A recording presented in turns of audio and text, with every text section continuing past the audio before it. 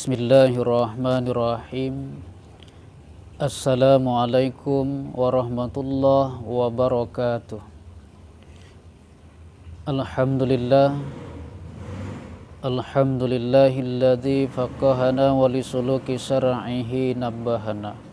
Allamana subhanahu bil qalami falla wa manna minhu ma lam na'lami.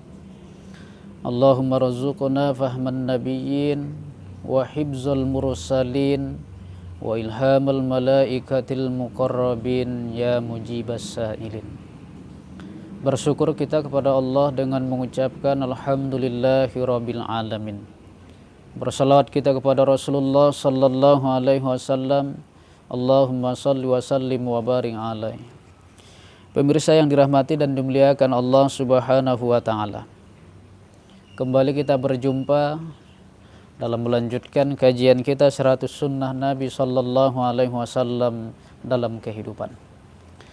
Pada pertemuan ini kita akan membahas sunnah yang keempat daripada sunnah-sunnah Rasulullah sallallahu alaihi wasallam.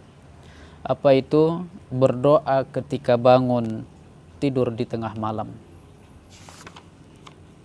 Pemirsa yang dirahmati dan dimuliakan Allah Subhanahu wa taala. Ternyata beda doanya ketika kita bangun tidur mau sholat subuh dengan bangun tidur di tengah malam. Ketika kita bangun tidur untuk melakukan sholat subuh, doa yang kita baca seperti biasa dan mungkin kita semua sudah hafal. Alhamdulillahilladzi ahyana ba'dama amatana wa ilaihin nusyur. Tapi kata Rasulullah, ketika kita bangun tidur di tengah malam, maka yang kita baca adalah zikir kemudian berdoa. Kemudian ditambah dengan sholat tahajud, maka itu adalah sholat tahajud yang berterima. Dan doa setelah itu sangat diijabah oleh Allah Subhanahu wa ta'ala. Sebagaimana hadis Rasulullah sallallahu alaihi wasallam dalam riwayat Bukhari. Apa kata Rasulullah sallallahu alaihi wasallam? Man ta'arrath minal lail faqal la ilaha illallah wahdahu la syarikalah lahul mulku wa lahul hamdu yuhyi wa yumitu wa huwa ala kulli syai'in qadir. Subhanallah walhamdulillah wa la ilaha illallah wallahu akbar wa la hawla wa la quwata illa billah. Thumma qala Allahumma ighfirli au da'a ustujiba lahu fa in tawadda thumma shalla qabiltu salatahu rawahul Bukhari. Kata Rasulullah sallallahu alaihi wasallam, siapa yang bangun tengah malam kemudian membaca la ilaha illallah wahdahu la syarikalah lahul mulku wa lahul hamdu yuhyi wa yumitu wa huwa ala kulli syai'in qadir. Subhanallah walhamdulillah wa la ilaha illallah wallahu akbar wa la haula wa la quwata illa billah. Lalu dia mengangkat tangan berdoa, Allahumma ighfirli, ya Allah ampunilah dosa-dosaku. Lalu setelah itu mengambil air wudhu melakukan sholat tahajud. Itu adalah sholat tahajud yang berterima dan doa setelah itu sangat diijabah oleh Allah Subhanahu wa ta'ala. Pemirsa yang dirahmati dan dimuliakan Allah Subhanahu wa ta'ala. Menarik sekali hadis ini. Tata cara sholat tahajud yang sangat bagus yang Rasul sampaikan, yang diriwayatkan oleh Imam Bukhari. Ketika kita bangun tengah malam, maka kita baca zikir tadi. Posisi masih di atas tempat tidur. Kita semua sudah hafal zikir ini dan saya yakin. La ilaha illallah wahdahu la syarikalah lahul mulku wa lahul hamdu yuhyi wa yumitu wa huwa ala kulli syai'in qadir. Subhanallah walhamdulillah wa la ilaha illallah wallahu akbar wa la haula wa la quwata illa billah. Lalu berdoa Allahumma ighfirli. Setelah itu ambil air wudhu, maka lakukan sholat tahajud.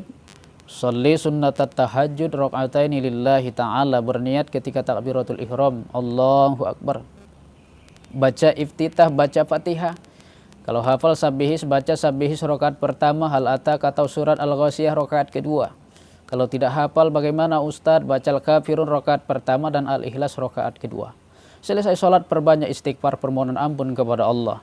Maka setelah itu berdoa. Itu adalah doa yang sangat bagus, yang sangat berterima dan diijabah oleh Allah Subhanahu wa ta'ala. Kita semua mempunyai permasalahan hidup. Maka apapun permasalahan kita, ajukan atau adukan semua kepada Allah Subhanahu wa ta'ala. Bukan kepada FB dengan menulis masalah kita di beranda FB. Bukan di IG dengan menulis masalah kita di status IG. Bukan di WhatsApp dengan menulis status kita di masalah kita di status WhatsApp. Itu semua tidak akan bisa mengabulkan doa. Akan tetapi yang mengabulkan doa adalah Allah Subhanahu wa taala. Maka waktu terbaik mengadukan permasalahan kita adalah di sepertiga malam selesai melakukan sholat tahajud. Maka yakinlah apapun yang kita doakan, selama kita berhusnuzon dan yakin kepada Allah, itu semua nanti akan diijabah oleh Allah. Apa kata Allah dalam hadis kudusinya? Ana inda zanni abdi. Saya menurut prasangka hambaku. Kalau kita yakin tentang doa yang kita panjatkan, selama itu baik, yakin kita akan diijabah oleh Allah, maka itu akan diijabah oleh Allah. Jangan ada sedikit pun keraguan di antara hati kita. Maka pemirsa yang dirahmati dan dimuliakan Allah, mari sama-sama kita amalkan sunnah yang keempat ini. Bangun di tengah malam, lalu membaca zikir, kemudian berdoa, lakukan sholat tahajud. Itu adalah sholat tahajud yang berterima, dan doa setelah itu sangat diijabah oleh Allah Subhanahu wa ta'ala. Saya yakin pemirsa semua sudah hafal tentang zikirnya, sudah hafal tentang doanya, bagaimana tata cara pelaksanaan sholat tahajud sudah paham. Maka saya ingin mengingatkan saja, tidak ingin mengajari, karena saya yakin pemirsa yang dirahmati dan dimuliakan Allah semua sudah tahu tentang hal ini. Cuman bagaimana pengamalan kita dalam kehidupan sehari-hari. Semoga Allah memberikan kita terus hidayah sehingga bisa menjalankan sunnah-sunnah Rasulullah sallallahu alaihi wasallam. Demikian, semoga bermanfaat. Nasrun minallah wa fathun qarib wa basyiril mu'minin. Wassalamualaikum warahmatullahi wabarakatuh.